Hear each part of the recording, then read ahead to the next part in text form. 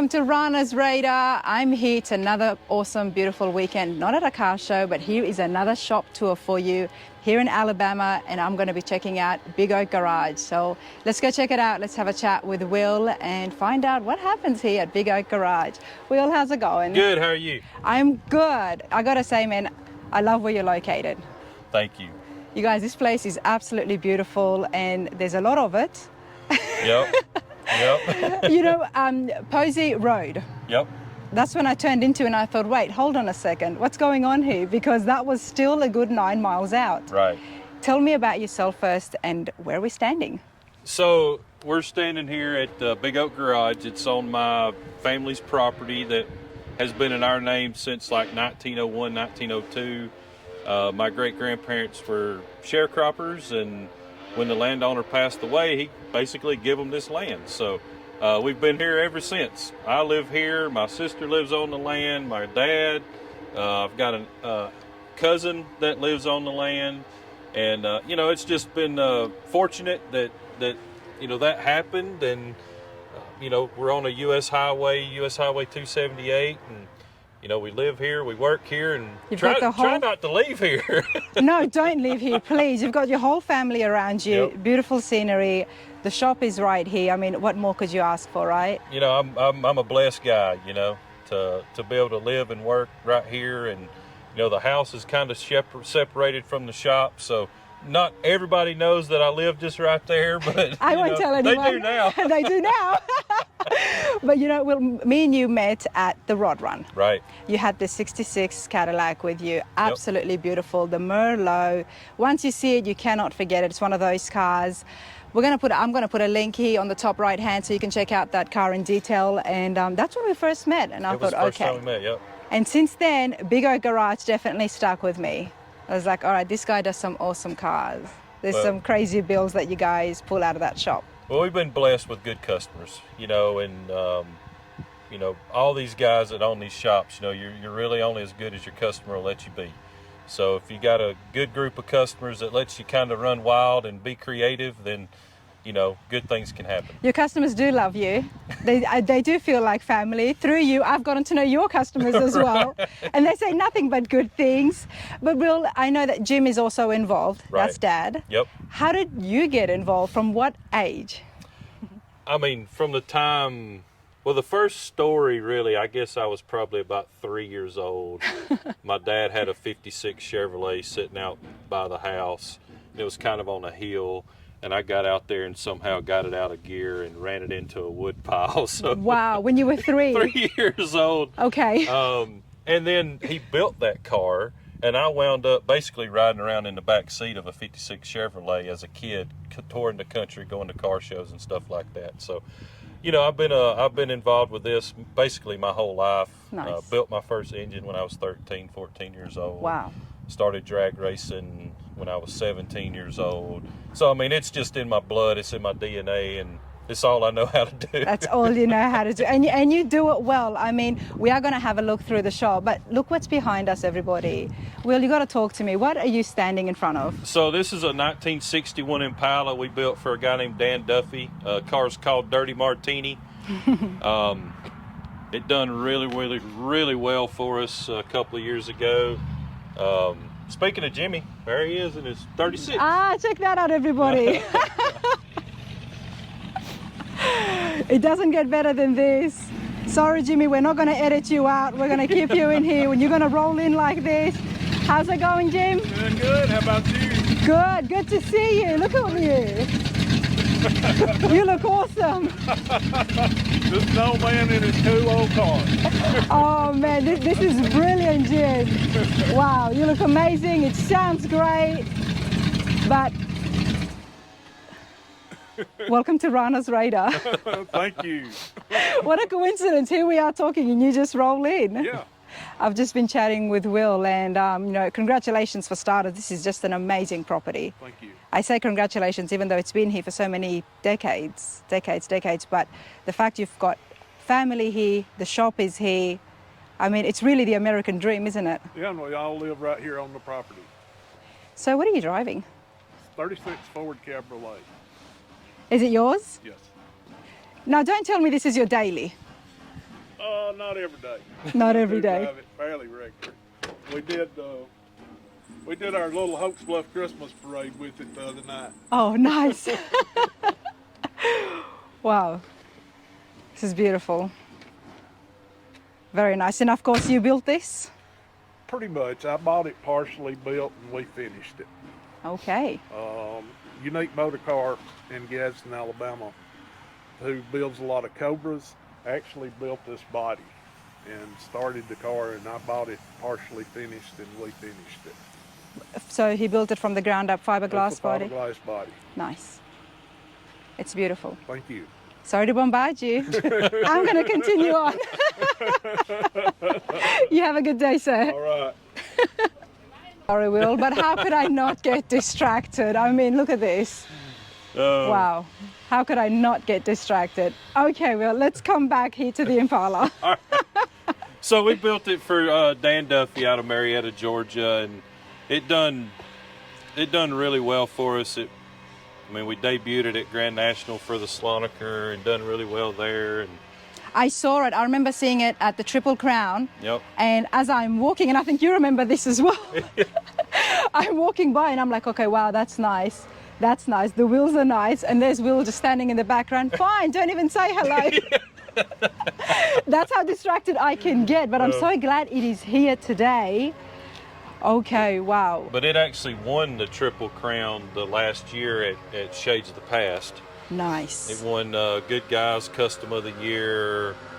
I don't know. I can't remember all the stuff. All the different names. But it did really, really well for us. I am not surprised. Check this out, everybody.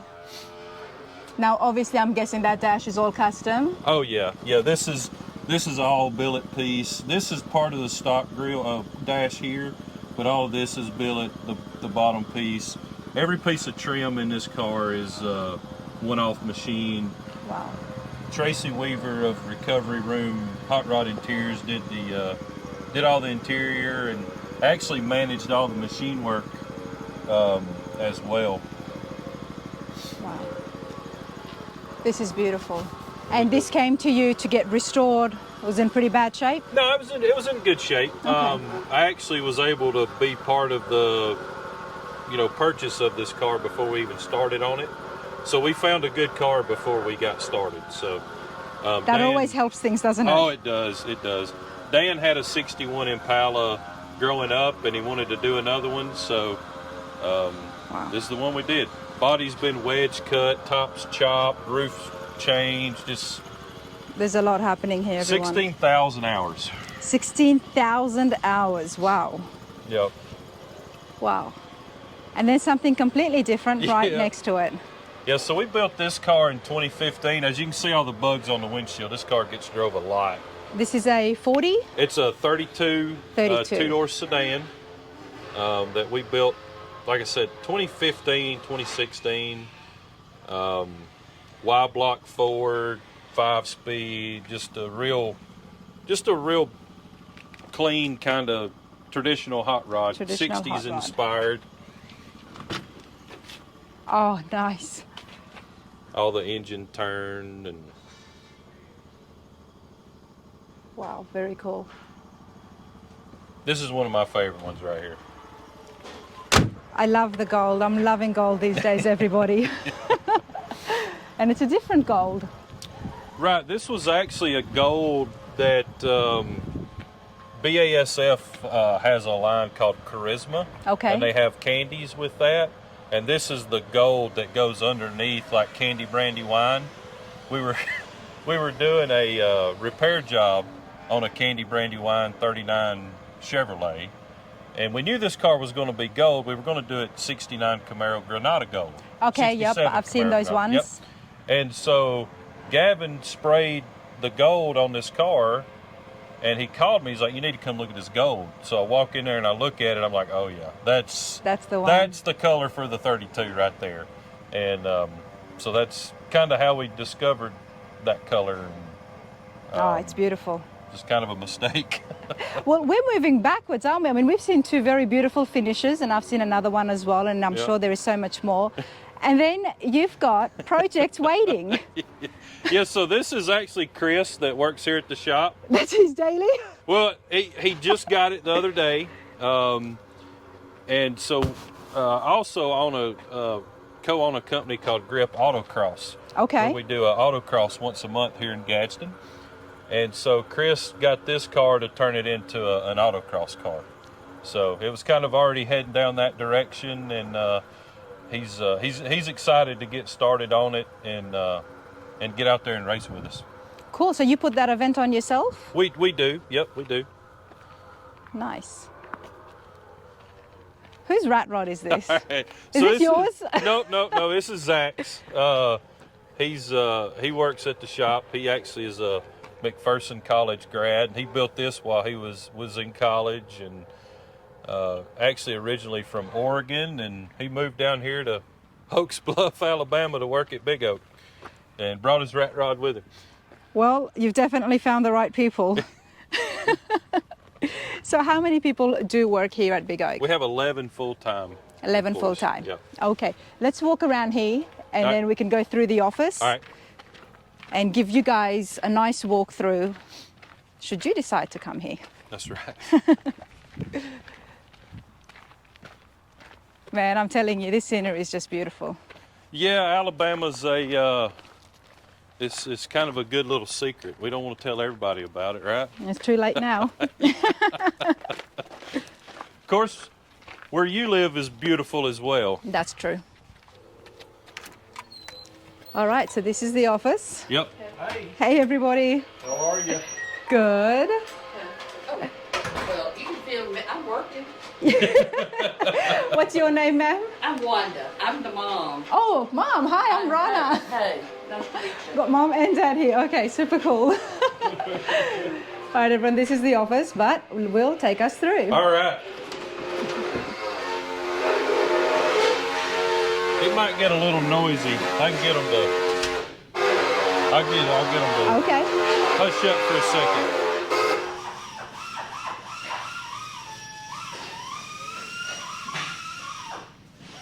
All right. So this is a Model A Ford that we're building for a guy up in Ohio. Just a really cool little traditional hot rod with a Hemi and a 4-speed. And then we got a 69 Camaro over here. Here in the near future, we're going to make a really big announcement about that car right there. Really? So, yeah, there's going to be something real special about that car right there. Any hints? Anything you can tell us?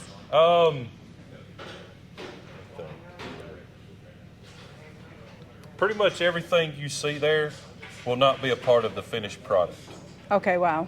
And So- when do you think that would be? It's going to be a couple of years down the road. Okay. But it won't be too long, and we'll start making the announcement of what we're doing with that. I'll stay tuned. I'm partnering with, well, I say I'm partnering. The customer of the car and I and another couple of shops are getting together to do something big. Okay. So, Well, tell us, Will, so for people to follow you and find out all the projects that you're working on, best way. well, Instagram, we update on Instagram more than Yep. anything. And it's all under- I'm terrible at it, but Instagram and Facebook is where you can find most of our stuff, the current stuff. And we have a website as well. It's all Big Oak Garage. All Big Oak Garage. Yep. Okay. So So this is the fab shop. this is the Fab Shop. This is a 56 Chevrolet. We're actually restoring this car. We don't do a lot of restorations, but I like 56 Chevrolets, and I like Joey Walker that owns the car, and so it's not, like I said, it's not really what we do a lot of, but every once in a while it's refreshing to put a car back original. And why is that? Why do you not do too many restorations? They're boring. Okay.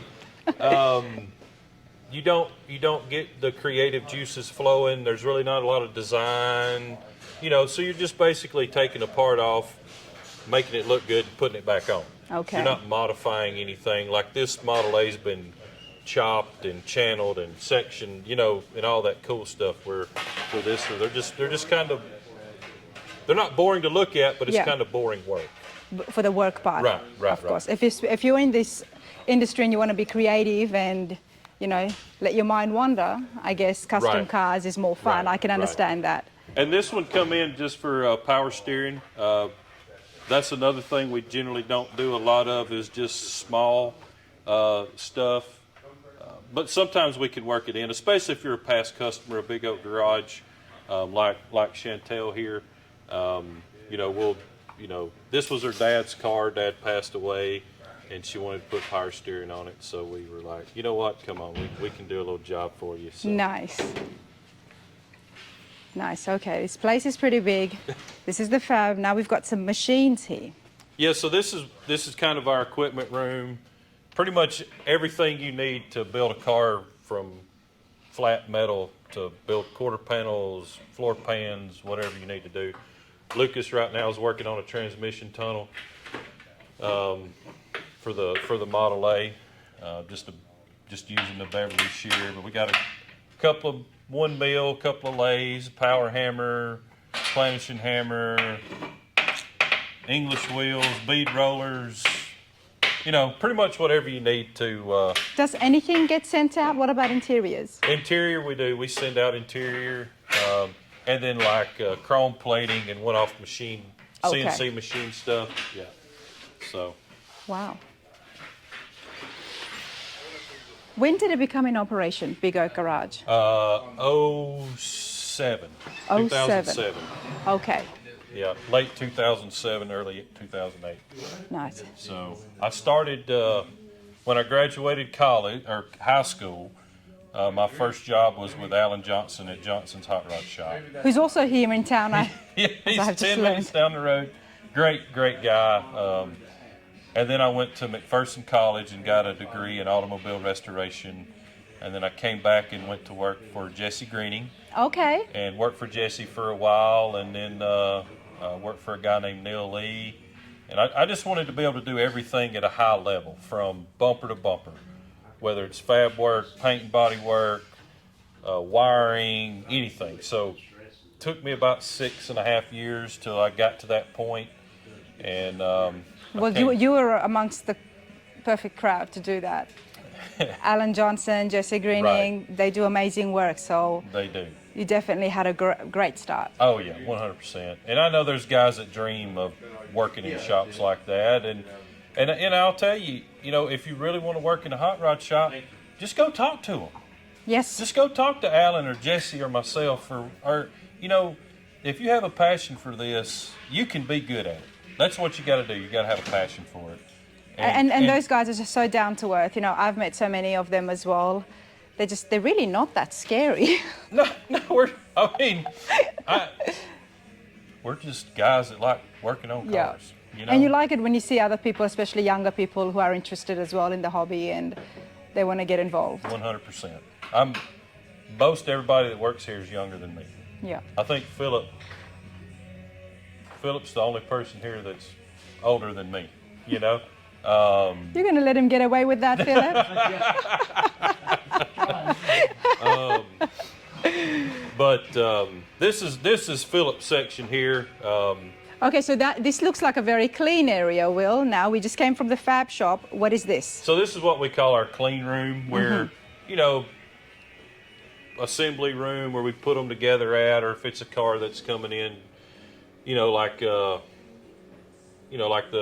Dirty Martini needs a little Yeah. work, it'll come in here and get It'll done. come in here, okay. Right. And we're in final assembly on this Nomad that you're getting a little bit of a treat here. There's only been one picture of this car put out on the internet. Okay. And nobody knows the condition or the shape it's in right now, so everybody's kind of getting a little preview of what's going to be debuted at Grand National Roadster Show. So. Well, I'm definitely going to have to come around when it's all finished. One thing I can't get my head around, everybody, is how on earth is this going to be finished in 2 months? There's nothing in here. There's not even rims, nothing. I mean, okay, wow. And that's the stuff that always just baffles me and excites me about you car guys is the skill involved. Well, the good thing about it, this car's been taken together and put together, taken apart and put together, 100 times, I don't know. And it gets easier the more you do that? Oh yeah, yeah. Okay. Now once it's painted, everything gets bigger and it becomes a little. You got to be a little more careful. But you know, like the floor pans just bolt in this car. They're sitting back there painted. They've already got hush mat on them, so they just need dropped in and bolted in, and it's done. But the way we like to do things, we've got this trough here. I know it's just got a bunch of crap in it right now, but all the fuel lines and everything will come through there, and you can see all the wiring that comes through there. So we'll get all of that done, and then we'll bolt the floors in, and if you ever got to work on it, you just pull the seats out, pull the carpet out, and Nice. unbolt the floor pans, and there you go. You know, Will, even at this stage, everything is so neat.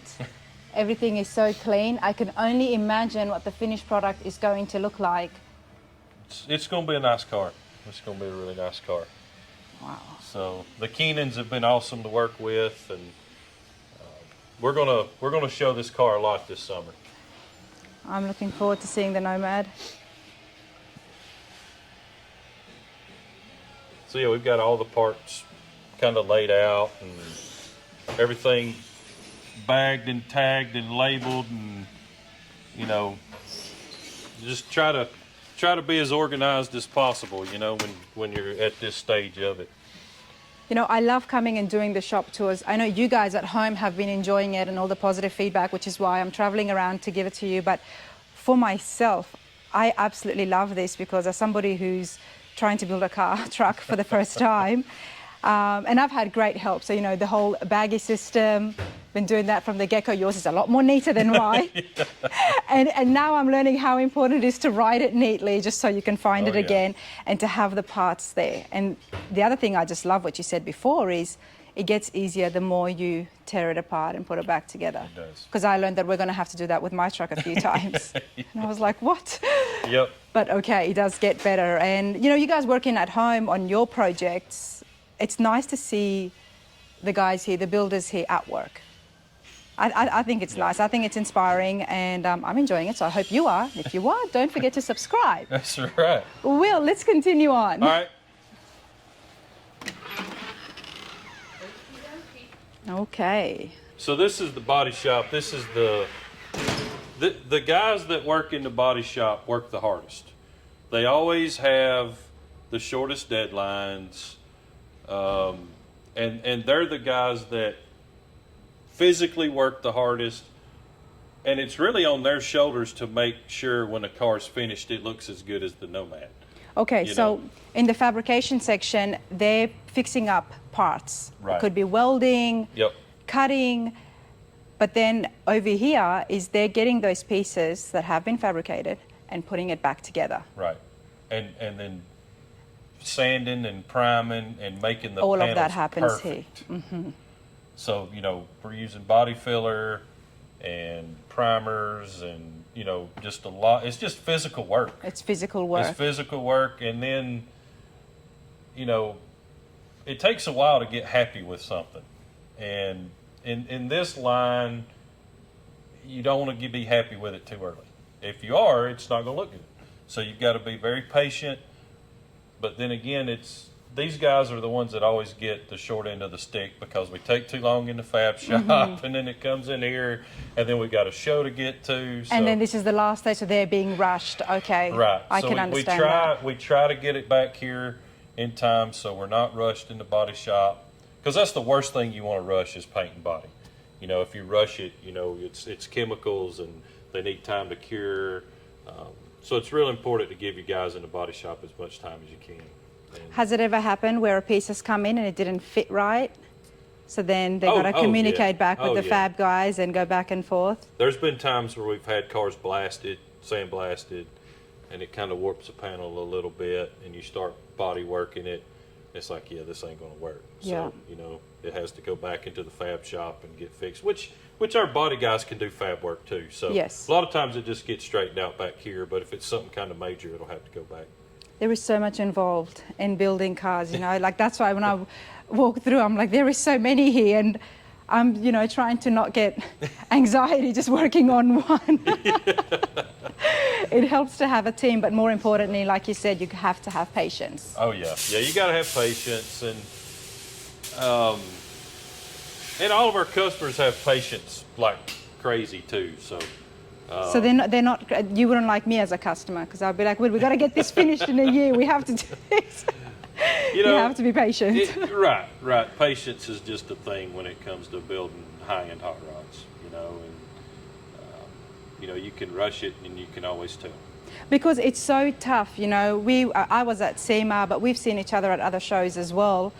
The judging process, it's really tough because of the fact that there is so much good work out there. That's right. There's so many shops that are just doing killer work, and I feel for these judges. Yeah, I wouldn't want to be one of them at all. Bobby having to judge at Triple Crown, oh my God. I walked through there. Of course, we did a celebrity pick, and it was tough just picking one that I liked. Exactly. Yeah, I don't know how Bobby did it. I don't envy his job. No, because he can never make everybody happy, and no, you can't. You can't. But the judging and the awards, it's part of the car show culture. It is. So many people like it, some don't, and some people just want to drive. I'm not even going to say patinas because patinas are getting awards as well. They are. But it is part of the car show culture. It is. It's nice to enjoy it and drive it, but we all would like to be acknowledged for something that we have. And you as the builders, it's nice to acknowledge you guys for something that you've spent so much time, and to acknowledge the team behind it for what they've built. Correct. It's kind of like back in the day with NASCAR. You win on Sunday, you sell on Monday. Yep. So there's some of that involved too. But I kind of have a saying where, I go to car shows not to win trophies, to win customers. Yes. And, winning awards helps with winning customers. Of course, in this industry, it definitely helps. I would rather win a customer than an award. Yep. But winning awards definitely helps win customers. So. Just a little bit off topic, you mentioned NASCAR, win it on Sunday, then it gets sold on Monday. Yeah. I know that was the case in the 60s back in Australia with the Bathurst races. Right. Holden would have their cars driven on the Sundays, and the ones that would race would be the ones that would be selling out on Monday morning. That's right. So, okay, I didn't know that happened here as well. Oh, yeah. Okay, absolutely. Cool. All right, let's continue on. Right. Now, I like this room. So many different panels. They've all been painted, so they're drying. That's why they're sitting up on those tripods? Those are ready to be wet sanded and buffed. So these are the inner fenders for the Nomad. Yep. We can walk over here and I can show you the doors are already, they're basically ready to go on the car. We just keep them covered and, just a little. You run a very clean shop, Will. Well, we try to. And you've got space, which helps. So that's the tailgate. It's sanded and buffed and ready to go on. Nice. And then here's one of the doors. What do you mainly specialize in yourself? Where Where does your passion most lie with when it comes inside the shop? Well, it started in the body shop, and then I I guess my favorite thing to do now is actually more of the creative side of things. Okay. And then the final assembly. But if I'm going to do anything, I like the fab side. The fab side. Where you get out there and actually. And that's where you can do a lot of the customization. Right. You hammering on metal and stretching and shrinking and welding and cutting and grinding and the dirty part of it. That's what I like doing. Do you have a line where you won't go too far when customizing something? Yeah. Okay. Yeah, you gotta stay in the ballpark. You can't get too far outside of the ballpark and do a bunch of goofy stuff. Because some people do that. It does. To me, you should be able to pass your eye across a car and nothing just kind of stick out and yell at you. Okay. So everything should flow and be nice and clean. You shouldn't have one element of a car that sticks out and grabs you. Okay. So when you pass your eye across a car, it should just be nice and smooth and seamless, and everything flows with everything. Like the interior needs to go with the outside of the car. Like the Nomad, I know it's kind of hard to tell, but the roof is a root beer color. Yes. There's a lot of red in that root beer, so we pulled the red out of the root beer to do a dark red interior, like an oxblood interior. And that's carried into the undercarriage as well, I noticed. Right. The engine and transmission and drive shaft and rear end is all painted the interior color. So everything flows together. Okay. If we'd have stuck like a gray or a bright blue interior in that car, it would have just kind of stuck out and not have flowed with the rest of the car. Too much attention is not good sometimes. Right. Okay. Right. Don't cut something up just to cut it up. Have a purpose. Okay.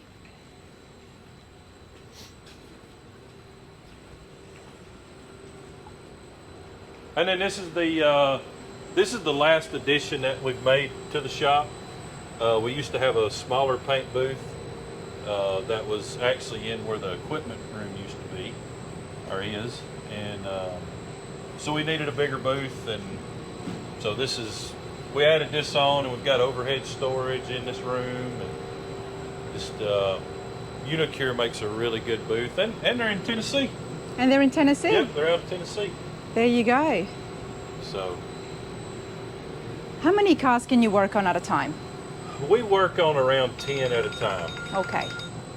So 10 at a time. How you do anything is how you do everything. That's true. that's right. That is true. Let me be nosy and pick Oh yeah, my we head can walk in. on through there. So you mix the paints here as well?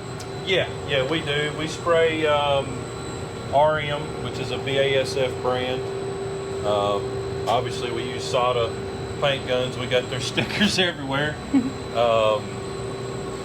What is this here? So this is one of the exhaust fans for the paint booth. For the paint booth? Yeah, okay. there's another one on the other side, and then that's the heater. So it'll get. It get to? How hot can it get in there, Jake? 180. So it get up to 180 degrees in that booth. Oh, wow. And then we got different spray outs from different. I haven't seen know. a paint booth like this. So It's pretty cool. yeah, it's a State of the art, I it's think. a pretty nice booth. It's not state of the art, but it probably was 20 years ago. 20 years ago? Yeah. Yeah, That's how you know I'm new, everybody. all of the state of the art when all of this is like a big digital panel now, and so yeah. Okay. But we don't, with what we do, we don't necessarily need a state of the art paint booth. We just need a nice clean area to paint in, and Well, the it cars has come heat. out looking great. That's why I thought, wow, okay. Right. So Wow, this is cool. So what happens if you custom make a paint color? Mm-hmm. And you obviously order it from BASF or wherever you Right. get all your paint from, and you start mixing and you come up with a color yourself. As a builder, who then claims that color? It depends. Like on the Impala, it's a custom one-off color that we work with, and they actually name the color after the car and put it in their database. Okay. And then the cool thing about it, like every paint has a code. Every color has a code, and then this is the ingredients to make this color. So if you ever need to replicate it, make sure you have this label. And these are colors. These are all different colors right here. Mixed in together to make that can. Correct. Okay. Correct. So if you do a one-off color, you just got to keep up with what you put in it, and then you can replicate it. Does that tell you how much of each? Yeah, that's actually ingredient? weight. Oh, that's the weight. That's okay. grams. Okay. Yep. So, and then you have a scale, and you just mix it on a scale, and you keep up, do the same color over and over again. Okay. All right, because color is such a big part of it. So much of the. Oh. It's the biggest thing that you'll see when you first see any kind of a car. Right. And it's then- also the toughest decision to make. It is very, very tough. Very tough. I think the Impala was probably 5 or 6 different colors before we. Okay. And not like nailed down colors like blue, red, green, you know. Yeah. And then once you decide on the family, then you start perfecting. How much pearl? How much metallic? You know, do you want it bright? Do you want it dark? I mean, it just it can go on forever. Yes, my truck's changing colors as well, everybody. The funny story about color on the Impala, Dan loved talking about colors. Okay. We started talking colors from day one. That was a 5-year build. So we talked colors for 4.5 years. And finally, we came up with the green, and everybody in the shop liked it. I drove to Marietta, Georgia, and we looked at it, and he's like, that's it. I was like, sign the back of it, and you're not changing your mind. So Dan signed the back of it. He's like, all right, we're good to go. So. Well, it is, and it goes so well with the name because you always imagine a nice olive inside the Martini, and it's a nice green olive. That's it. That's where it came from.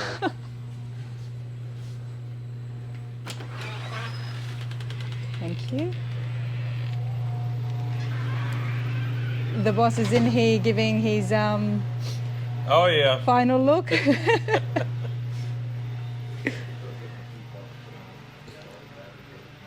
So we'll be in Building 6. In Building 6 Yep. at the Grand. Yep, the Grand National Roadster Show.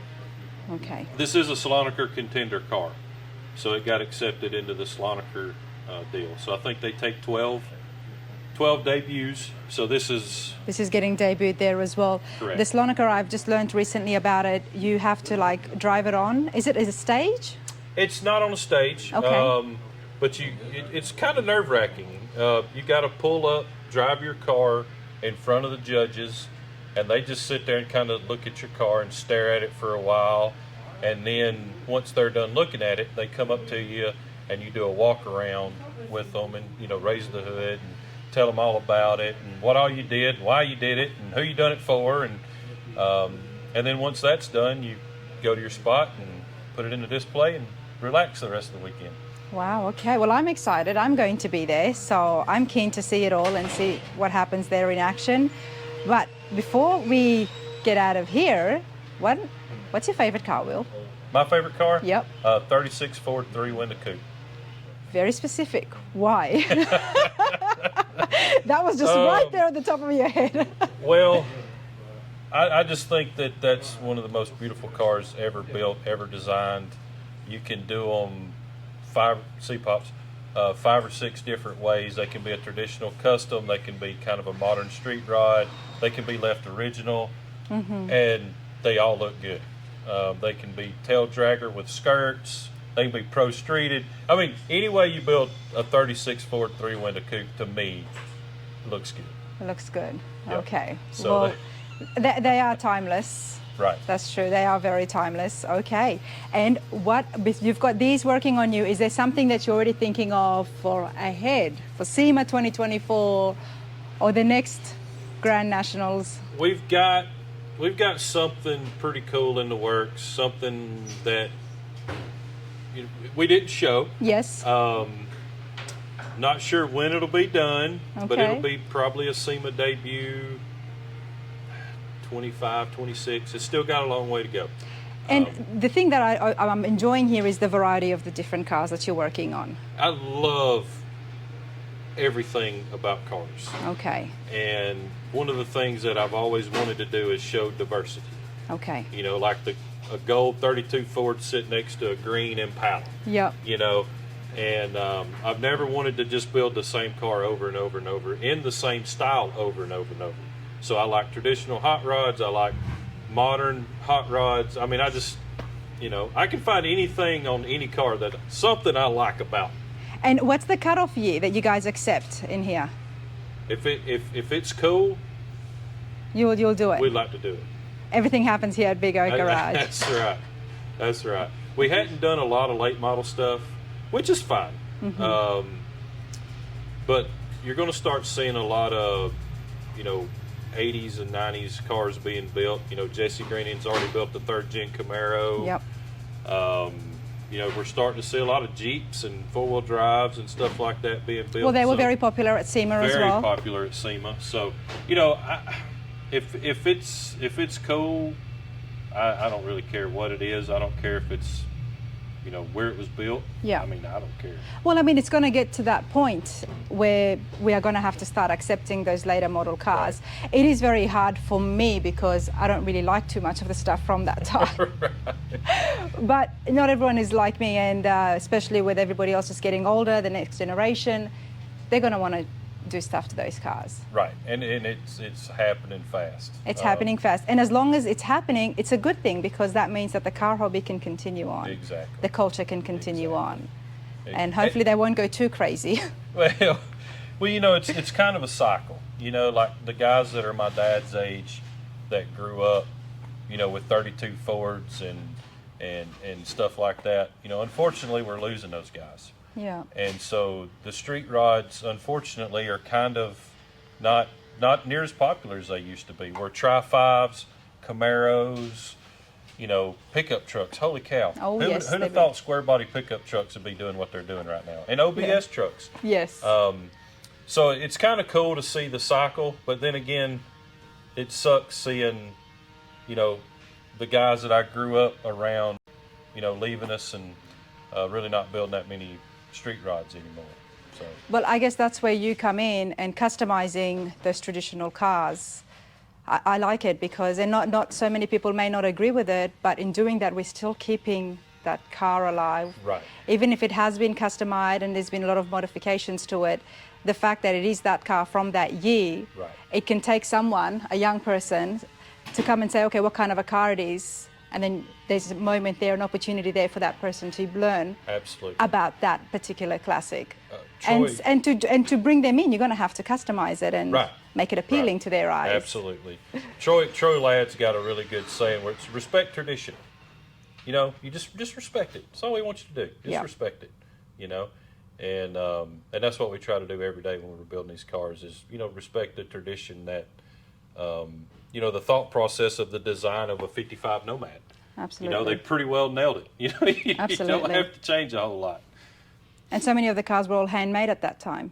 It wasn't mass-produced, big factories, just getting them out. So 100%. Never, ever forget your roots. That's right. Wow, super cool. All right, Will, where else can you take me? Oh. How many acres are we here? Because there's a lot. I was driving for a while, everybody, so I'm thinking, okay, what else is there? we have 80 acres here. 80 acres. And so the story of the Big Oak yes, where does Big Oak come into right. play? So there's several big oak trees on our property, but there's one that was right next to an old field road that went down through a couple of cotton fields. That back in the 50s and the 60s and early 70s, that's where everybody in Hokes Bluff met up at. We didn't have a grocery store or a restaurant or nothing like that. So everybody in Hokes Bluff, Do you have one now? What's that? Oh yeah, yeah. We I didn't drive past any. We got a red light now. Can you believe that? And so back then, everybody would meet at the Big Oak. Well, that was on our property. I see. And so, you know, it was just kind of a thing back in the day, meet you at the Big Oak. So the Posey name went along with the Big Oak, Right. and people now recognize it and know it. So Yep. that makes sense. You know what? This has been super cool. I have really enjoyed this, and I'm looking forward to seeing more of your builds in the future. It's not going to be that much into the future. It's going to be pretty near. So a couple of months. In a couple of months, I'll be at the Grand National Roadster Show for the first time. I won't be a headless chicken like I was in SEMA, so I'll try and take my time, but definitely want to see this finished, and I'm curious to see what's going on back there Oh yeah. in a few years. It'll be cool. You'll keep me in the loop. Oh yeah, 100%. Awesome stuff, mate. Thank you so much. Thanks for stopping by. Thank Really. you.